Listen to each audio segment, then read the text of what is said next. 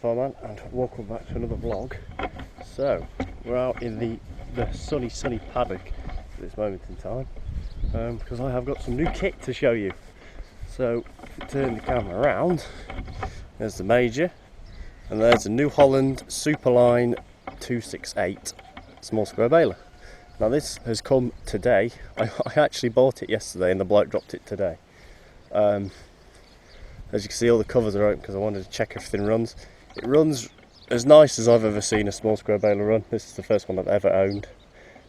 Price £995. It was £30 to have it delivered delivered to me, so roughly £1,000 and a bit. So tyres have perished a bit. They're split to fuck. So it's probably going to need a new set of them. They hold air alright, just they're a bit tatty. So no good for road work. All your knotters are in here. As you can see, there's already part of a bale made. This one seems to have broke or been cut or something like that. So I've got to try and figure out how you re-knot them. I will figure it out. It's just I've only just bought it, so I'm going to give everything a good grease because I don't know how long it's been sat without being greased.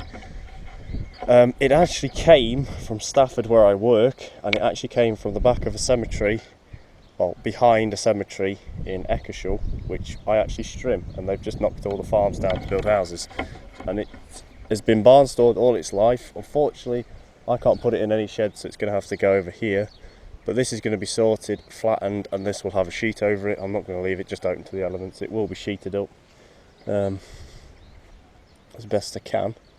So I gave it a little test run, which is why everything is open still.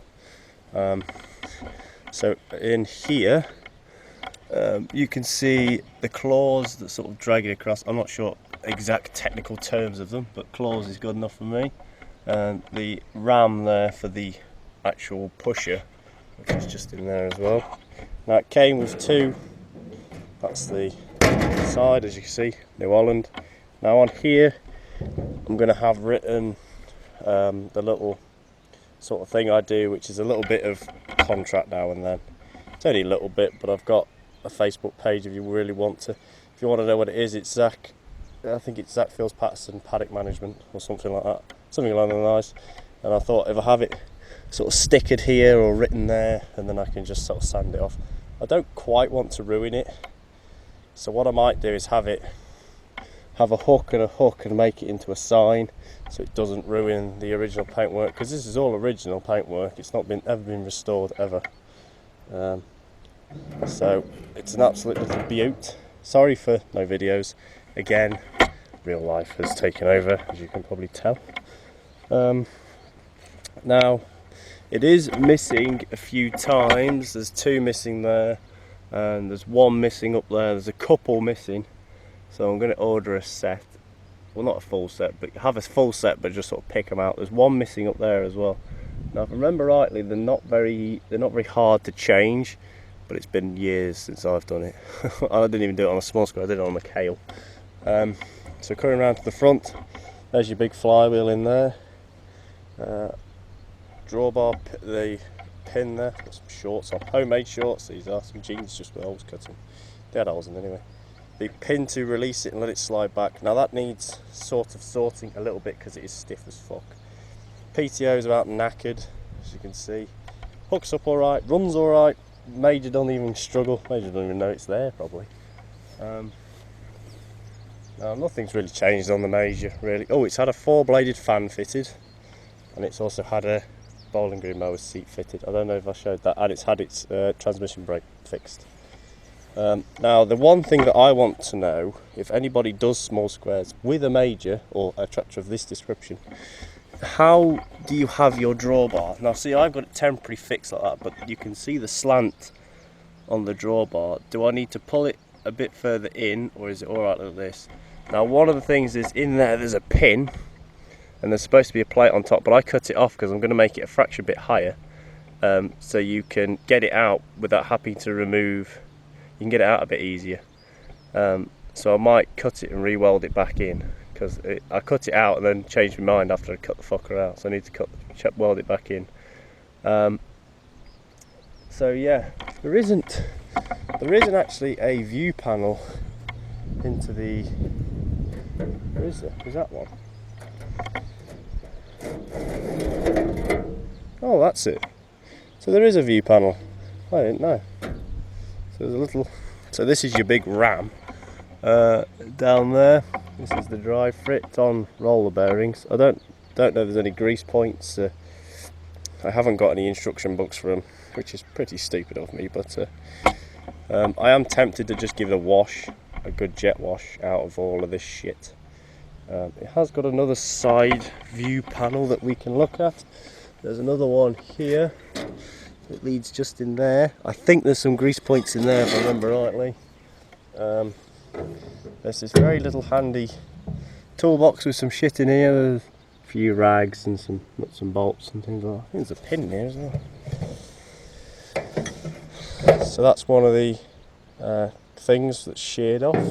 Don't know why you'd keep that. I think that's a time spring by the looks of things. So yeah, there is some stuff in here. Now it's made 68 bales since it was last used, according to the counter, but I don't know when it was last used. Now there's a little pin here. I'm assuming this side cover must come off. It must all come off in some way. Now coming down to the side here, you see you've got your chain that runs down to this pulley down here. No idea what's on that pulley. As you can probably tell, I'm a complete novice when it comes to bales. But it was on the market for what I thought was the right money, £995. Like I said, paid probably £1,000 just to get it, the fucking thing here. Well, just to buy it and get it here. But I'm not bothered. So I'm going to leave it all open like this. I'm going to grab the grease gun, give it a good grease, and then we shall give it a whirl. Now it's got, now these are your bale compactors. If I remember rightly, they're how tight you can get a bale. I think that's what they're. It has been years since I've but used a small square baler. Last time I used one I was farming, when I was on the farm. So it is an absolute masterpiece to watch the thing just whiz round. It is quite loud, which is surprisingly for what I thought it was actually going to be. Now, if I remember rightly, there's a few grease points on here because there's a few chains. I definitely think there's one behind this big box in here, which I think is a drive of something. I am going to learn. But whilst we've got the camera, we'll go look at all the other kit that I own, because I'm sure people will be willing to look at that. Maybe see my lovely face. Oh, 7 minutes 55. So this is the area that was cleaned. There was a big pile of muck here. Not muck, but you know, it's just shit. So I'm going to level it all out and sort it all out. And then what I might do is put two... I'm going to have to chock it because it rolls forward sometimes. It's a bit of a pain. But that's going to go in here somewhere. This will be levelled and I will sort it all out because I don't want to damage it. It's too nice a condition for me to actually want to use. My 6-foot chain harrows, I know they're only 6 foot. I know a major will handle like, you know, close to 16, probably 20 without a bother. It handles them like the Tonka toys. We put a steam engine on them as well. The link box. Now the one thing that everyone likes to have a look at is the trailer. Now this is the under chassis of the trailer. I'm not going to get it all out because it's a pain. But as you can see, it's all underneath. New tyres as well, 750/16 tyres, all on there. The main piece is actually being painted and welded up as we speak. My Howie's topper, 6 foot by 6 foot. No, parts, I have to go to America for them. I tried looking on it in England, but you can't really get them. You can get blades and things like that, but parts like just the PTO shaft there, you can't get. You have to get the entire gearbox, and it's a fucking nightmare because it's like 200 quid, and I don't. It still runs. It's just there's no where that bolt is. There's no spline. You have to bolt the fucker on, and it's a bit wary. But other than that, so all this sort of little bits of kit. That trailer's a 4-ton, or it's a 4 to 3. It's a 4 or 3, one of the two. Is all going to be moved from here to here. I'm going to sort the bonfire spot out and probably get my dad, can we put it somewhere else so it's out the bloody road, and then I'm going to weed kill sort of this, where this long grass sort of is, along like that, curve it round to the road, weed kill all this, and this is going to be my spot to put all my crap. So the next thing on the list to purchase is a PZ mower and a PZ hay bob. So I've got the most expensive bit of kit. The bloke that does it actually deals in kit, and he's actually going. Well, he actually said to me that he's going to look at a PZ next week. So I'm hoping he'll give me a call if it's any good, and I'll have that as well. And the hay bob. Hay bob wants a bit of work, he says, but so I'm slowly gathering kit. It's no big deal. The grass. This grass hasn't been mowed in about a month because there's fuck all wrong with it. These longer bits I have to do with the little mower. As you can see, the bit over there is a cesspit, so there's shit in there, and if you take that tractor over it will fall through it because the concrete's only thin. There is a rotavator coming Monday, not a tractor powered one, it's a hand powered one. So yeah, I will leave a link to my page of, I don't know whatever you want to call it, paddock management, contracting, whatever you want to call it. I will leave a link to that because just in case you're interested. But yes, I have got episode 2 of Northstone Farm actually recorded. I had it recorded months ago. I just haven't had a chance to edit it. So this will probably go up before then. I'll probably edit both videos today when I get back up there. So yeah, it's been a hectic bit of time. But anyway, thank you all for watching. Well, no, sorry, not thanks all for watching. I'll be back in a sec because I'm going to put all the covers, well, I'm not going to pull all the covers down. I'll put you in a nice position and get the major. Oh, we'll get the major running. We'll just do it now. It's not in gear or anything, so we're all right.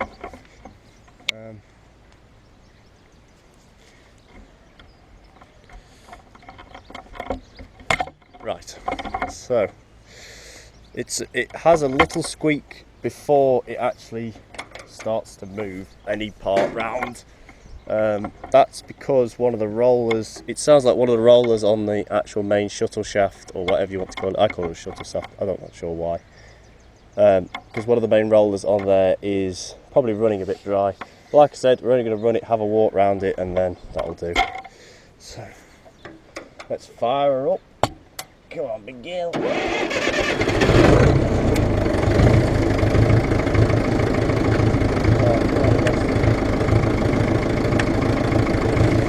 Right, are we ready?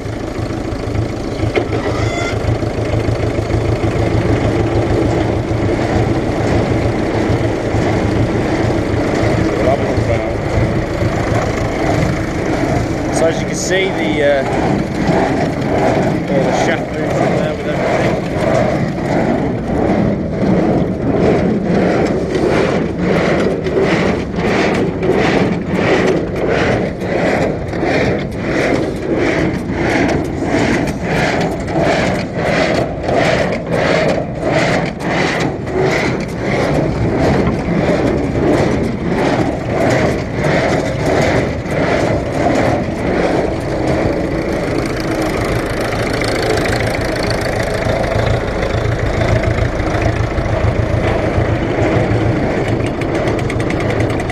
Well, you can see it starts to click.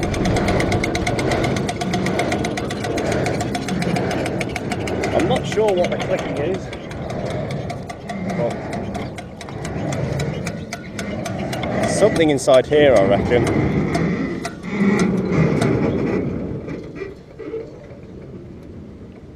Something clicking, but that's, as you can see, you hear the squeak then. So all these little rollers in here, I'm going to plonk a load of grease in and all the other stuff. I'm going to fold it up because this is actually in work position at the moment. It needs to be in transport, otherwise it's a fucking arse ache. But there we go. That's my New Holland B680 Super Hay. Hayline. That's what it is, a Hayline, not hay. But anyway, thank you for watching and goodbye.